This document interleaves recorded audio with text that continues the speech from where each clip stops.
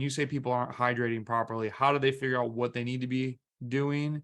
And then what are the errors that you see people kind of going through? Well, first thing in the morning, really, what people should be doing is drinking about half a liter. That's, I mean, it gets, you're obviously not drinking for about 8 hours overnight. So your body is kind of in a Oh dehydrated yeah. state. I would say a So, liter. That's only half a liter, 16 ounces. Yeah, I okay, do. look, small people, short people, whatever. Yeah. Did you call me So, fat? No. yes. Yeah, I got roasted on the podcast. Dang.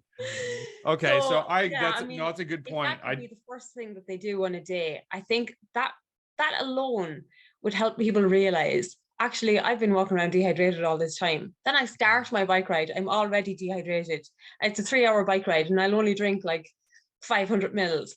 Can you imagine? I mean, it scares me sometimes how dehydrated I realize some people are. I got a guy, I'm working with some people over in Dubai at the moment, and he just did a sweat test for me, and he is sweating 2.2 liters an hour, Whoa.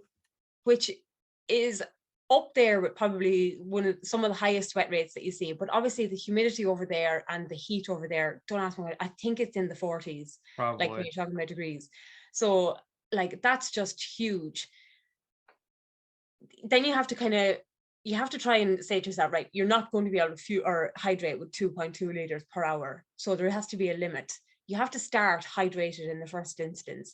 Mhm. The max he's probably going to be able to take on is about 750, because he's a small person. Like, this is the thing, he's not huge. So if Wow. he can aim for 750 mil per hour on the bike, then we can establish what a rehydration protocol would be to get him rehydrated to the point where he's not going to start the next session the day after already dehydrated. Hmm.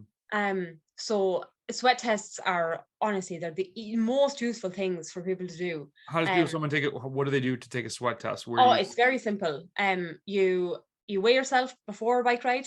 Hmm. You pick a ride where it's only like between 90 minutes or 2 hours. Hmm. Otherwise, you're kind of talking about glycogen depletion being part of the weight loss. Hmm. So you weigh yourself before and after in the nude. Make sure you dry yourself off after, Hmm. so you're not like sweat still isn't on your body or in your hair or on your kit. That's why you weigh yourself in the nude. And then you record how much you drank, how much you ate, if you had any pee stops. Hopefully not, because it kind of complicates things. Either you have to pee in a cup to measure it, or I'll just estimate it. And then there's formulas basically that will just throw out your sweat rate per hour.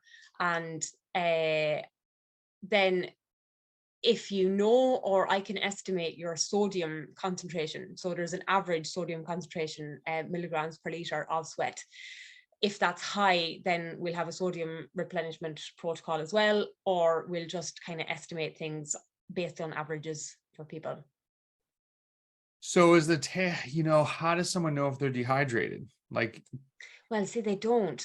That's the thing.